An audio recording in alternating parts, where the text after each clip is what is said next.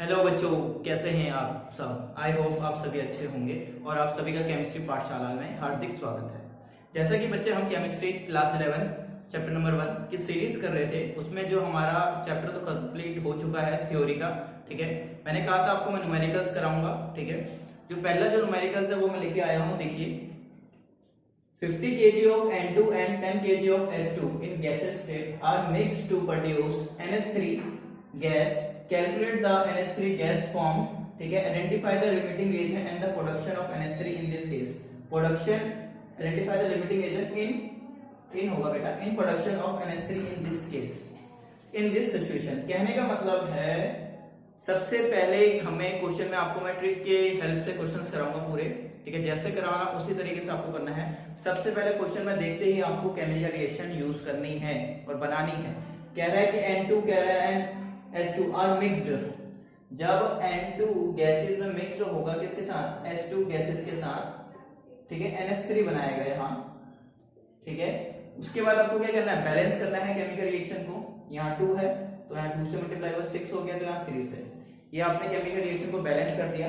Balance करते ही बच्चों, ठीक है, कैलकुलेट द NH3 फॉर्म। एक तो हमें इसका कैलकुलेशन चाहिए, हमें ये कितना अमाउंट का बना होगा, एक तो ये चाहिए, और हमें लिमिटिंग रिएजेंट भी फाइंड आउट करना है। इस क्वेश्चन में लिमिटिंग रिएजेंट फाइंड आउट करना है और हमें ये बताना है इसका अमाउंट कितना होगा।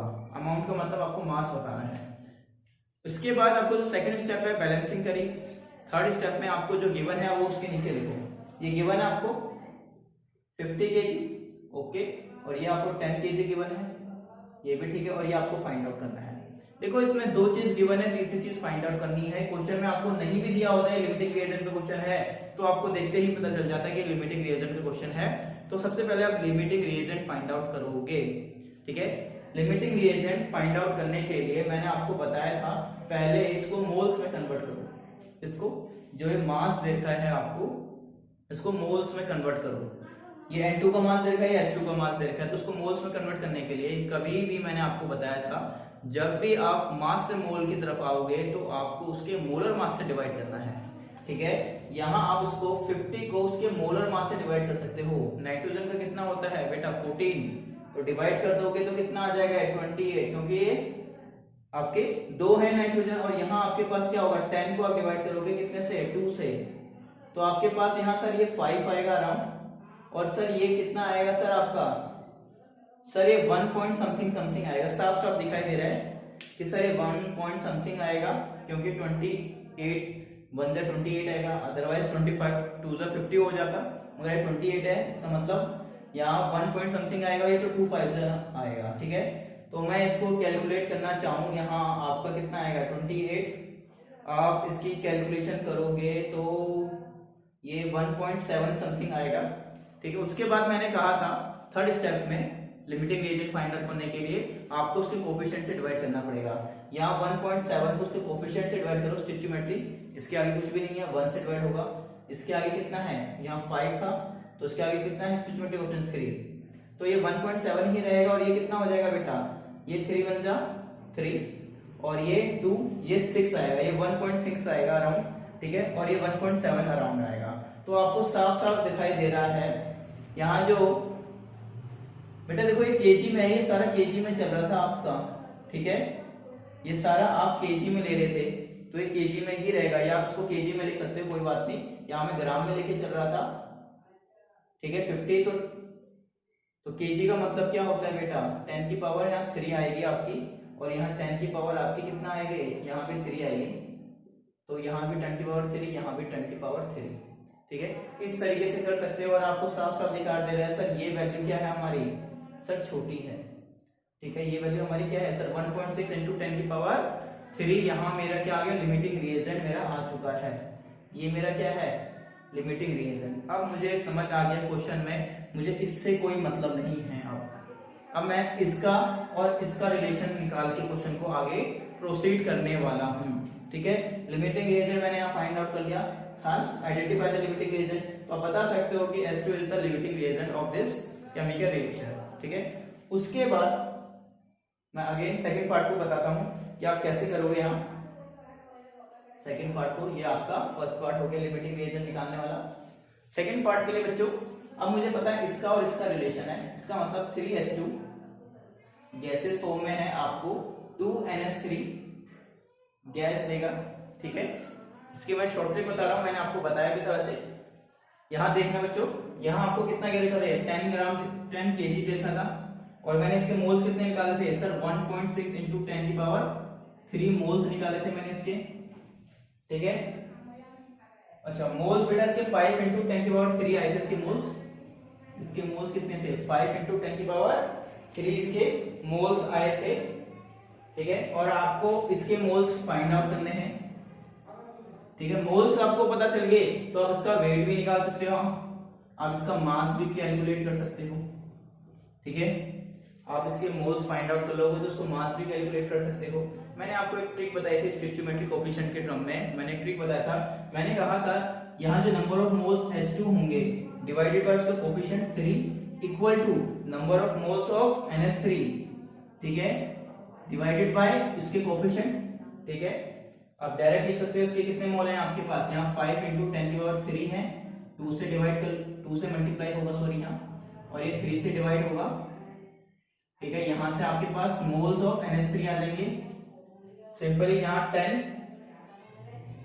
ठीक है, 10 डिवाइडेड बाय 3 आएगा, और 10 को आप डिवाइड करोगे 3 से तो कितना आएगा, ये 3.3 समथिंग 10 की power 3 number of moles of NH3 आपके पास यहाँ आ गए। ठीक है, यहाँ आपके पास 3.3 इंटू 10 की पावर 3 आपके यहाँ आपके क्या आ गए, नंबर ऑफ मोल्स आ गए हैं किसके, NH3 के। आप क्या कर सकते हो बेटा, यहाँ आप डायरेक्टली, मैंने कहा था तब इसके आपके पास नंबर ऑफ मोल्स पता चल गए और आपको मास निकालना है। ठीक है, आपको मोल से, यहां से आपने मास से मोल्स कैसे निकाला था, डिवाइड करके उसके मोलर मास से। अब आपको क्या करना, उल्टा जाना है, मोल से मास की तरफ जाना है, तब उसको क्या करते हो, उसके मोलिकुलर मास से मल्टीप्लाई कर देते हो, मोलर मास से मल्टीप्लाई कर देते हो। ठीक है, तो आपको मास निकालना है किसका, NH3 का। ठीक है, मास निकालना है आपको NH3 का, तो क्या कर सकते हो, 3.3 इंटू 10 की पावर 3 को उसके मास से मल्टीप्लाई कर सकते हो। इसका मास कितना है, मोलर मास कितना है, नाइट्रोजन का कितना होता है 14 प्लस 3 है यहाँ आपके पास हाइड्रोजन का, तो ये कितना हो गया 17। तो 17 से इसको आप मल्टीप्लाई कर दोगे तो ये ग्राम में आ जाएगा आपका आंसर। ठीक है, ये ग्राम में आ जाएगा आंसर, डायरेक्टली आप इसको मल्टीप्लाई कर दोगे। ठीक है, तो आप इसको मल्टीप्लाई करोगे तो यहाँ अराउंड आ जाएगा आपका, अच्छा देख नहीं रहा, मैं बता देता हूँ 56.4 kg, 54.4 kg आ जाएगा यहाँ आपका। 17 को 3 से मल्टीप्लाई होगा तो 54 ही आएगा, और 0.3 आपका 56 पॉइंट तक जाएगा, और 10 की पावर 3 को मैंने यहाँ kg में लिख दिया। ठीक है, ये मास आ गया आपका NH3 का। अब इस तरीके से क्वेश्चन को कर सकते हो, बड़ा आसान है। सबसे पहले क्या लिखना है, पहले आपको केमिकल रिएक्शन लिखनी है बैलेंस, देन आपको क्वेश्चन में लिमिटिंग रिएक्शन के बारे में बात कर रहा है तो आप लिमिटिंग रिएक्शन फाइंड आउट करो। फिर उसके बाद लिमिटिंग रिएक्शन फाइंड आउट हो जाता है तो उसी के बिहाफ पे केमिकल रिएक्शन चलेगी आगे। देखो मैंने यहाँ पूरी केमिकल रिएक्शन नहीं लिखी, जिसकी मुझे जरूरत थी वो मैंने लिया है, आप इसको छोड़ सकते हो, साइड में लिख सकते हो। ठीक है, आप लिखना चाहो पूरी भी लिख सकते हो, बट काम अब इसका और इसका ही होगा। यहाँ था इन दो का काम, इनमें से आपने एक चुना, अब एक चुन के आपने उससे दूसरे को निकाला। ठीक है, और उससे पहले आपने मोल्स को निकाला, फिर मास को निकाला। अब चाहते तो मास भी निकाल सकते थे, मोल्स भी निकाल सकते थे, ये मैंने ट्रिक के मेथड से आपको कराया है। ठीक है, यहाँ आप इसको यूनिटरी मेथड से भी कर सकते थे। यूनिटरी मेथड से कैसे करते हैं, यहाँ आपको 3 moles of hydrogen gives 2 moles of NH3 दे रहा था, तो आप उस तरह से उसको कॉम्प्लिकेट करके निकालते डायरेक्टली। ठीक है, यहाँ मैंने शॉर्ट ट्रिक बताई है, ये सबसे बेस्ट मेथड है, कंपटीशन में यही चलता है। ठीक है, डायरेक्टली आप MCQ में टिक लगा सकते हो इस तरह से क्वेश्चन को। ठीक है, चलिए आइए सेकंड क्वेश्चन को देखते हैं हम किस तरह से करेंगे। यहाँ आपके पास दे रखा है 10% weight by weight aqueous solution of H2SO4 if density of the solution is 1.1 ग्राम पर ml, कैलकुलेट द मोलरिटी। ठीक है, यहाँ आपके पास मोलरिटी का क्वेश्चन है ये। ठीक है, यहाँ आपको पास ये समझना पड़ेगा कि 10% weight by weight aqueous solution of H2SO4 का मतलब क्या है। ठीक है, 10% weight by weight aqueous solution of H2SO4 का मतलब एक्चुअल है क्या है। हाँ, इसका मतलब है, मैंने कहा था जब भी परसेंटेज आता है तो उसका मतलब क्या होता है, वो 100 में बात कर रहा है, ठीक है। इसका मतलब वो 100 टोटल में से 10% है, 100 में से 10% है। तो मैं मान सकता हूं यहाँ 10 ग्राम, 100 में से 10 ग्राम बोल सकता हूं मैं कि या वेट बाय वेट है, वेट बाय वेट है, क्योंकि यहाँ ये भी ग्राम मास में होगा, ये भी मास में होगा। और मैंने बताया था जब हम परसेंटेज वेट बाय वेट लेते हैं तो उसकी जो यूनिट यूज करते हैं वो ग्राम यूज करते हैं। तो मैं कह सकता हूं कि यहाँ से 10 ग्राम, ठीक है, एक्वस सॉल्यूशन ऑफ H2SO4 है, ठीक है, इन 100 ग्राम, ठीक है, 100 ग्राम सॉल्यूशन के अंदर, 100 ग्राम सॉल्यूशन के अंदर आपके पास 10 ग्राम एक्वस सॉल्यूशन ऑफ H2SO4 है, ठीक है। ये बात समझ आई। यहां देखो 10 ग्राम में ये सॉल्यूट होगा, ये आप साफ साफ समझ पा रहे हो, सॉल्यूट होगा सर, ठीक है। ये सर ये सॉल्यूशन क्या हो गया, ठीक है, एक्वस अमाउंट बोल दो आप, अमाउंट ऑफ एक्वस, या बोल दो 10 gram amount of H2SO4 in 100 gram of solution. यहाँ आपको पता चल गया सॉल्यूट है, ये सॉल्यूशन है, ठीक है। आपको दोनों के मास पता चल गए, सॉल्यूट का भी मास पता चल गया, आपको सॉल्यूशन का भी मास पता चल गया। अब देखते हैं इसको यूज हम किस तरीके से करेंगे। आपको मोलरिटी की पूछा है, तो मोलरिटी का सबसे पहले तो फॉर्मूला पता होना चाहिए, ठीक है। कैपिटल एम से हम नोट करते हैं। इसका फॉर्मूला जो होता है वो नंबर ऑफ मोल्स, ठीक है, मोल्स ऑफ सॉल्यूट। अब यहाँ मेरे पास सॉल्यूट क्या है बेटा, H2SO4, मेरे यहाँ एज ए सॉलिड यूज कर रहा हूं मैं, ठीक है। मैंने यहाँ बोला है ना H2SO4, तो मैं यहाँ क्या लिखूंगा, H2SO4 लिख सकता हूँ, ठीक है। और डिवाइड में क्या आएगा, फॉर्मूले में क्या है sir, volume of solution in litre, ठीक है, वॉल्यूशन। अब देखते हैं, मुझे कैलकुलेट तो मोलरिटी करना है, मुझे गिवन क्या क्या है और मैं किसकी हेल्प से क्या निकाल सकता हूँ। मेरे पास नंबर ऑफ मोल्स निकालना है सॉल्यूट के, मुझे उसका मास दे रखा है सॉल्यूट का, ठीक है। मुझे मोल्स का निकालने का तरीका पता है, ये n से डिनोट होता है, तो मोल्स मुझे निकालने का तरीका पता है n, किसके, H2SO4 के निकाल रहा हूं मैं, ठीक है। Given weight by molecular molar mass, given weight by molar mass, ठीक है। और यहाँ आपको कितना गिवन वेट गिवन था आपका, इसका 10 ग्राम था, ठीक है। और मोलर मास कितना होगा H2SO4 का, आप मोलर मास भी कैलकुलेट कर सकते हो, ठीक है। यहाँ लिख रहा है मोलर मास H2SO4 का क्या होगा, हाइड्रोजन का कितना होता है, 2 हाइड्रोजन, आपके 2 हाइड्रोजन है इनटू हाइड्रोजन का मोलर मास कितना होता है 1, प्लस सल्फर का 32, एक ही सल्फर है, ऑक्सीजन का 16 होता है, और 4 है आपके पास। इस तरीके से उसको कैलकुलेट कर दोगे तो आपके पास 98 ग्राम आ जाएगा, ठीक है। और यहाँ आप 98 ग्राम पुट कर सकते हो, तो आपके पास मोल्स आ गए 10/98, ठीक है। मैं यूनिट मिटा देता हूँ, सिंपली मोल्स की यूनिट डाल रहा हूँ, ठीक है। आपके पास आपने क्या निकाल लिया सर, मैंने ये फाइंड आउट कर लिया, ये मैंने फाइंड आउट कर लिया, ठीक है। ये फाइंड हो चुका है, ये मैंने फाइंड यहाँ कर लिया, ठीक है। इसकी मैंने बारे में कैलकुलेशन कर ली। आगे देखते हैं, यहाँ मेरे पास ये मेरे पास आ गया। अब मुझे वॉल्यूम निकालना है बेटा, वॉल्यूम। मैं वॉल्यूम अब कैसे निकाल सकता हूँ, वॉल्यूम मुझे गिवन नहीं है क्वेश्चन में, वॉल्यूम मुझे गिवन नहीं है, तो मुझे क्या गिवन है, यहाँ मुझे गिवन है डेंसिटी, वो भी किसकी, सॉल्यूशन की डेंसिटी मुझे गिवन है। और मैंने कहा था आपको डेंसिटी क्या कहेगा, कंसंट्रेशन टर्म में आपको डेंसिटी बड़ा इंपॉर्टेंट रोल प्ले करेगा, ठीक है, बड़ा इंपॉर्टेंट रोल प्ले करेगा। किस तरीके से, अब दिखाता हूँ यहाँ आपको। देखो डेंसिटी का जो फॉर्मूला होता है, ठीक है, वो होता है मास बाय वॉल्यूम, ठीक है। आपको वॉल्यूम फाइंड आउट करना है किसका, वो भी सॉल्यूशन का। आपको वॉल्यूम फाइंड आउट करना है, वो भी सॉल्यूशन का। आपको मास पता है सॉल्यूशन का, बिल्कुल पता है सर, मास तो अभी मैंने इस तरीके से पता लगाया था, यहाँ से इससे मैंने यहाँ इस तरीके से मैंने यहाँ मास का पता लगाया था दोनों का, ठीक है। यहाँ 100 ग्राम मुझे पता चल गया था सर मास है, ठीक है। वॉल्यूम नहीं पता सर, डेंसिटी पता है मुझे, हाँ बिल्कुल पता है सर। ये कितनी है सर, ये 1.1 है, ठीक है सर। ये ग्राम में है सर, ये भी ग्राम में, ठीक है। और यहाँ देखो जो वॉल्यूम निकलेगा वो लीटर ml में आएगा बेटा, क्योंकि ये ml में गिवन है आपको, ठीक है। तो यहाँ से आप वॉल्यूम निकाल सकते हो सर 100/1.1, तो उसको क्या आ जाएगा आपका 1000/11 आपका वॉल्यूम आ गया ये ml में, ठीक है। ये ml में आ गया, ठीक है। अब इसको लीटर में करना चाहते हो आप इसको लीटर में चाहते हो तो डिवाइड कर दोगे, आपको पता ही है डिवाइड कर दो 1000 से, तो 1/11 आपका लीटर आ जाएगा यहाँ से। ठीक है, आप इसको 1000 से डिवाइड कर दोगे, आप इसको 1000 से डिवाइड कर दोगे तो ये लीटर में चेंज हो जाएगा। ठीक है, और 1000 से 700 कट गया। अब मैं देखो वैल्यू पुट कर सकता हूँ मोलरिटी के फॉर्मूले में। मेरे पास क्या था, मोल्स कितने आए थे 10/98। ठीक है, वॉल्यूम कितना है मेरे पास 1/11। ठीक है, तो दैट्स मीन 10/98 इनटू 11/1। ठीक है, इस तरीके से आप इसको कैलकुलेट कर लोगे। कैलकुलेट करने के बाद जो आंसर आएगा वो आपका आंसर होगा। ठीक है, इस तरीके से आपका मोलरिटी आ जाएगी। ठीक है, ये आपकी मोलरिटी होगी। बड़ा आसान क्वेश्चन था। चलिए नेक्स्ट क्वेश्चन को देखते हैं कैसे। आइए थर्ड क्वेश्चन देखते हैं, बड़ा इंपॉर्टेंट क्वेश्चन है थर्ड जो है। इसमें देखो क्वेश्चन में क्या दिया था, डेंसिटी ऑफ 3 मोलरिटी, बेटा 3m दे रखा है, मोलरिटी है RITY, solution of NaCl is 1.25 ग्राम पर ml। ठीक है, डेंसिटी दे रखी है आपको और इतनी मोलरिटी दे रखी है आपको। Calculate the molarity.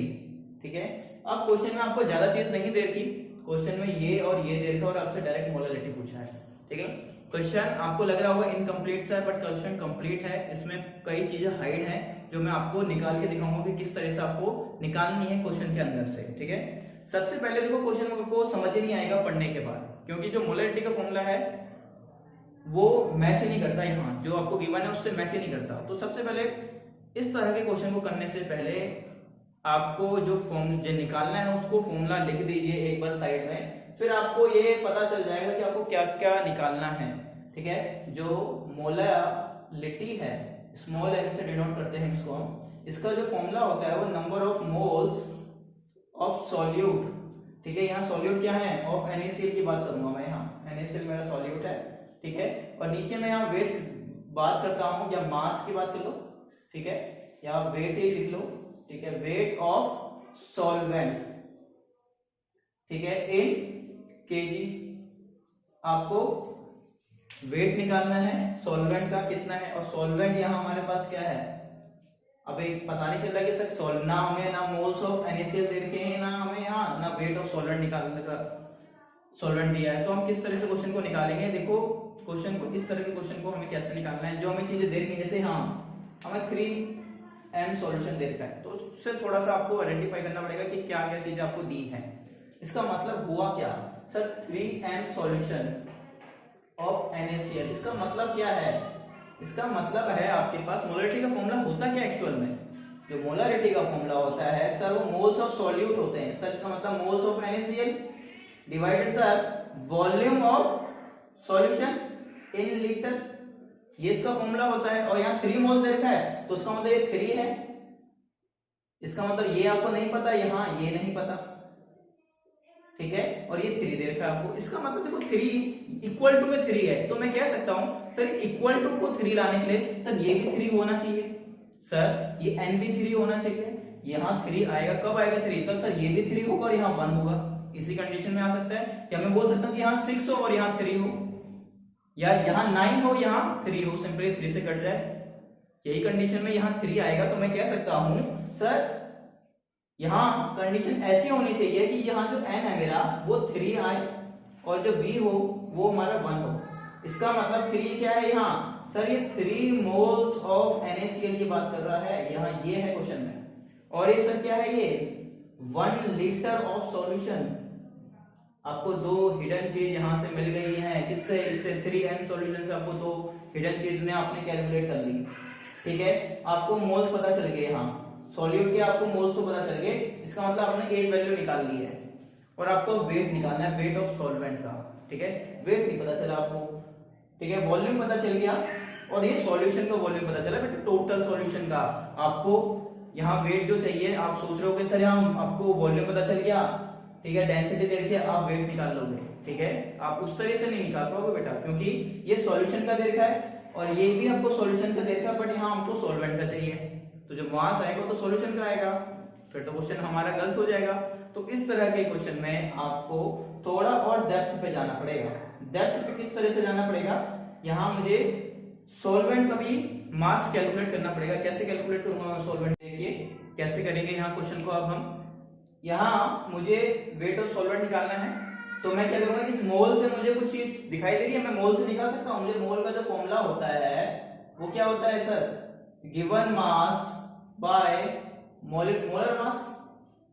Molar mass. अब देखो मैं इसके अंदर से भी कुछ चीज कैलकुलेट करने की कोशिश कर रहा हूं, इससे ये कैलकुलेट करा, अब इसके अंदर और कैलकुलेशन में जा रहा हूं। हाँ ठीक है, मुझे मोल्स पता है सर, 3 है सर। गिवन मास तो मुझे नहीं पता, ये मुझे निकालना है। गिवन मास को मैं W बोल देता हूं।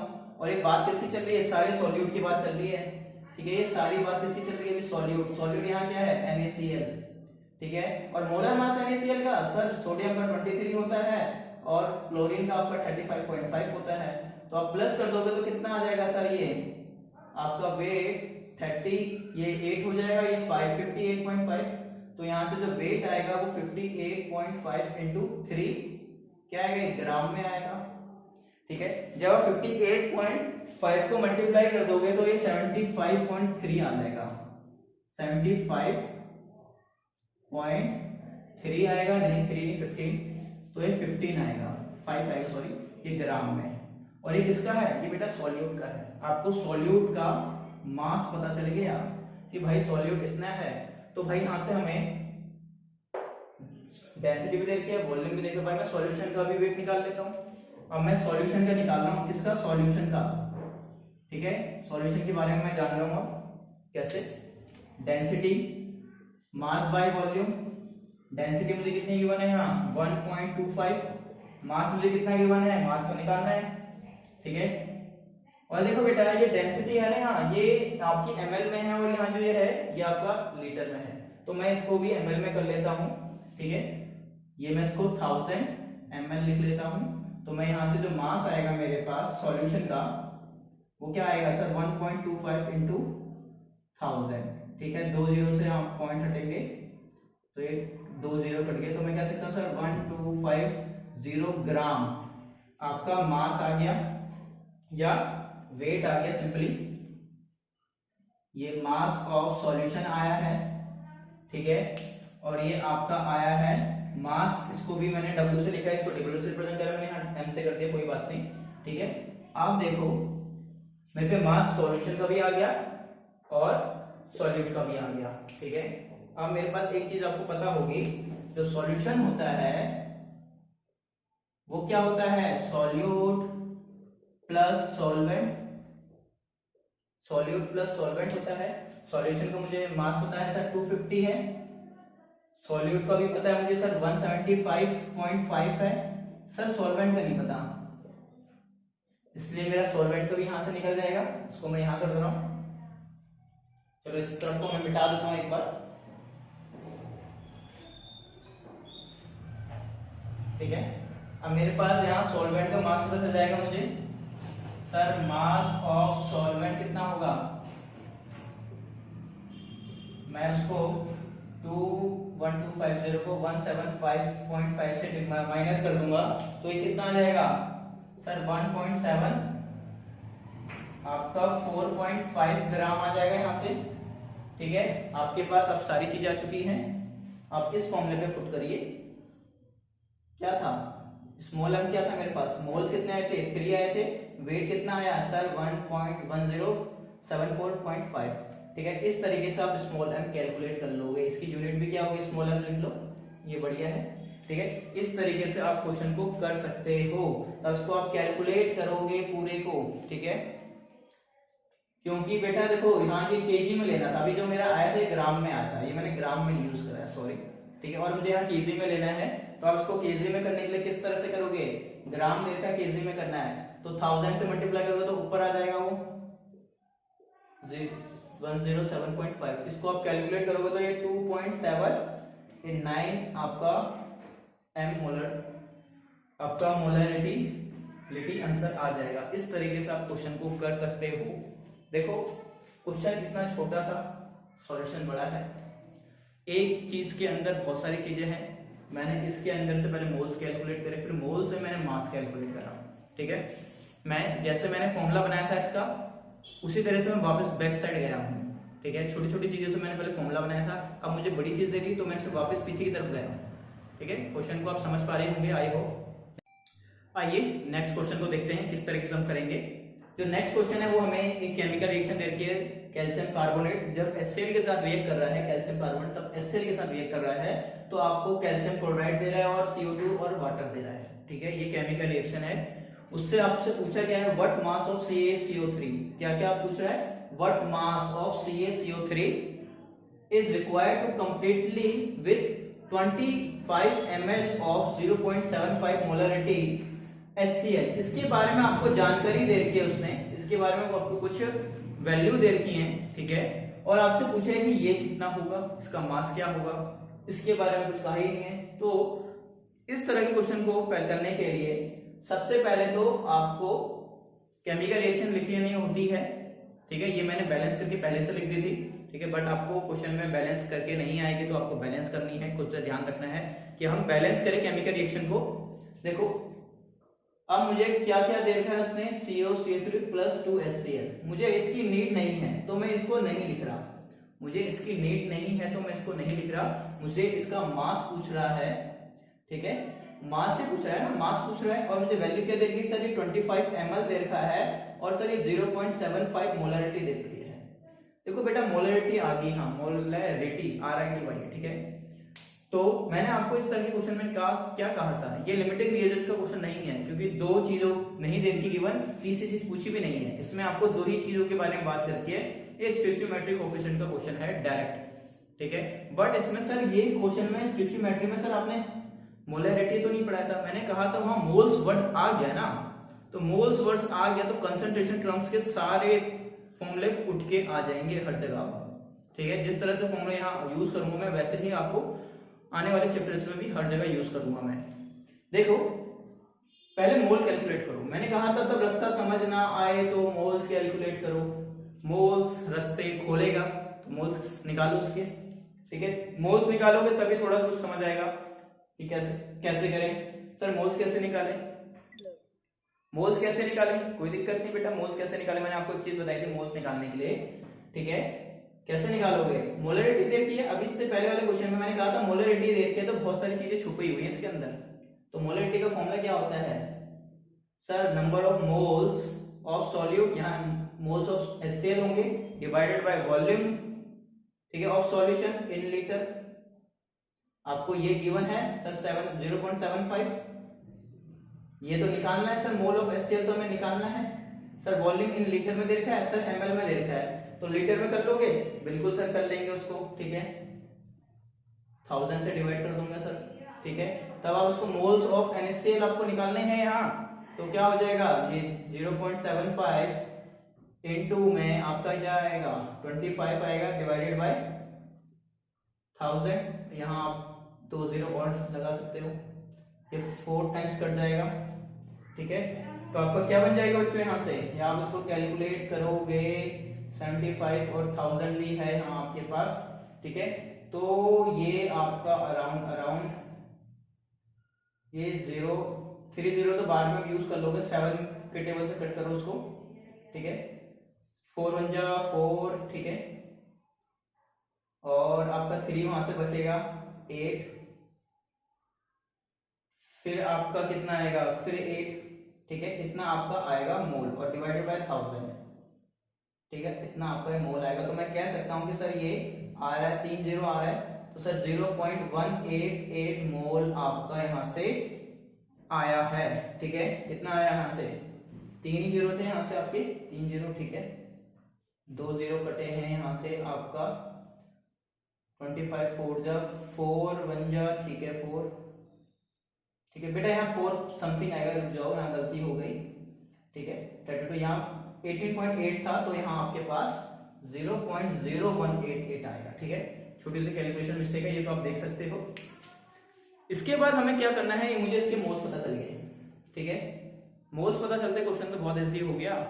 मैंने आपको एक ट्रिक बताई थी, क्या ट्रिक बताई थी, मैंने कहा था जब मोल्स पता चल गए, आगे यहाँ देखता हूँ, वापस कर लिख रहा हूँ केमिकल रिएक्शन। ठीक है, जब इसके आपको मोल्स पता चल गए, कितने हैं इसके मोल्स सर 0.0188 मोल्स हैं।